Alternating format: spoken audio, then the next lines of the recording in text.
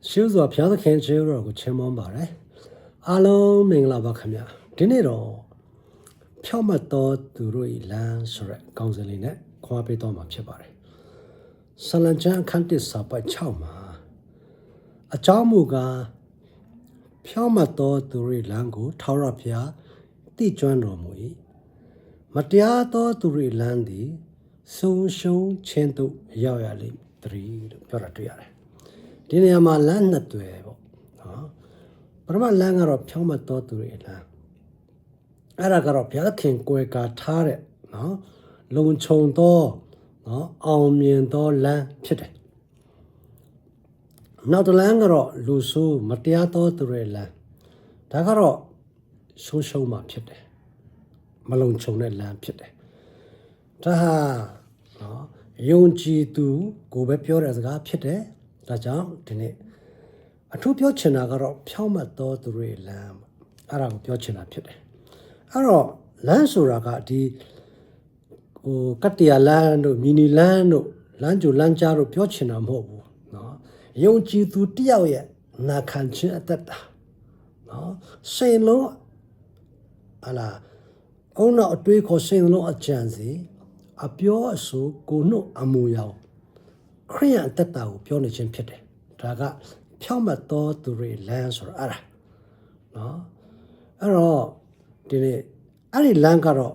ဘာလဲလို့ပြောရင်တော့နော်စာပိုက်1ကနေ2 3လောက်မှာမတရားသောသူတွေတိုက်တွန်းခြင်းတို့မလိုက်လူဆိုးတွေလမ်းတွေမရမနေ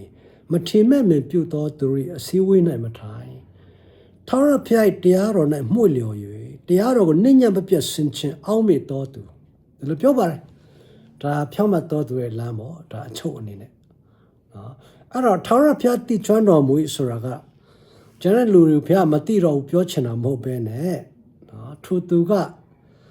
သူ့ရဲ့အတ္တတာမှာဘုရားသခင်ဥဆောင်နေတယ်နော်ဘုရားသခင်နဲ့ရင်းနှီးတဲ့ဆက်ဆံမှုရှိနေတယ်အဲ့ဒါကြောင့်ဘုရားသခင်သူ့ရဲ့ခြေလမ်းတိုင်းမှာပို့ဆောင်လမ်းပြတယ်ဒီလိုမျိုးကွယ်ကာပေးတယ်ဒါကိုပြောချင်တာဖြစ်ပါတယ်နော်သူ့ခြေလမ်းဆိုတာသူ့အသက်တာပေါ့ဒီလိုပြောချင်တာဖြစ်ပါတယ်နော်ဒါကြောင့်ဒီနေ့ကျွန်တော်အသက်တာမှာအရေးကြီးပါတယ်ကျွန်တော်ရဲ့ခြေလမ်းတွေဟာကျွန်တော်အသက်တာဟာနော်ဖြောင့်မတ်တော်သူရဲ့လမ်းဖြစ်ဖို့လိုပါတယ်ဒါမှဘုရားသခင်နှစ်သက်တဲ့အသက်တာရှိမှဖြစ်ပါတယ်နှုတ်မို့တော့ကျွန်တော်တို့မတရားတော်သူရဲ့လမ်းကတော့ရှုံချင်းတို့ရောက်တယ်လေ3တဲ့ဘလို့မှမလုံခြုံပါဘလို့မှကာကွယ်လို့မရနော်ကားစီးသွားတယ်ကိုတနတ်ကိုကိုတဲ့အန်ဒရယ်ကိုကာကွယ်ဖို့တနတ်ယူသွားတယ်အဲ့တနတ်ကြောင့်မထောင်ကြတယ်လို့ရှိတာပဲနော်ဟာလာတချို့တွေကဘာလုပ်လဲကားထဲမှာနော်ဓာတ်တွေဆောင်းသွားကြတယ်ဩသူများတော့ဓာတ်နဲ့တော့ကိုတော့သူများလာခုတ်လို့ပြန်ခေါ်ရတော့မရှိပါဘူးသူများသွားတိုင်ပြီးတော့ချုပ်ထက်ရောက်သွားတာလည်းရှိတာပဲဟောနော်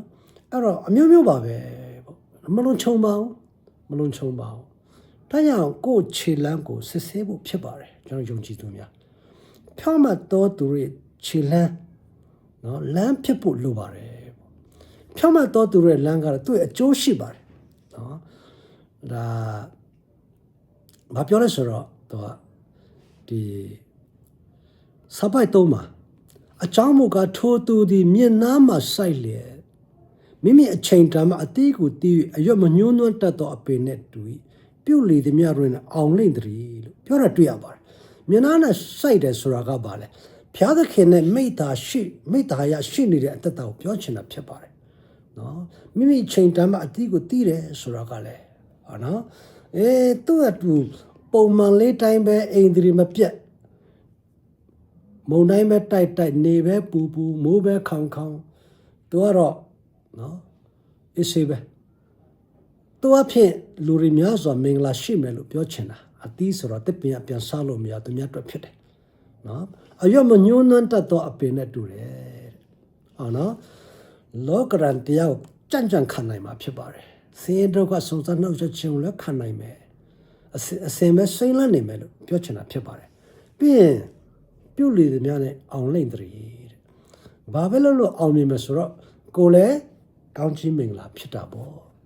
ဒီလိုတွေ့ရပါတယ်ပေါ့ဒါကြောင့်ဒီနေ့ဒီနှုတ်ကပတ်တော်လေးအဖြစ်ခွာပေးပါတယ်အလုံးစင်ချင်နိုင်ဖို့အတွက်ကျွန်တော်နေ့စဉ်ဝင်ငှက်လက်ရှိတဲ့ဒေရနာများကိုကြားနိုင်ရဖို့အတွက်ဆရာလူစော Facebook page YouTube TikTok Telegram များကို like follow subscribe join ပြုလုပ်ထားကြဖို့နဲ့သူတစ်ပါးတွေလည်းကြားနိုင်ရဖို့အတွက် like share ပြုလုပ်ခြင်းဖြင့်အမှုတော်မြတ်မှာပေါင်ကြဖို့အတွက်ယေရှုနာမ၌ကျွန်တော်တိုက်တွန်းအပ်ပါတယ်သင်တို့အားလုံးဘုရားသခင်ကောင်းချီးပေးပါစေတော့အာမင်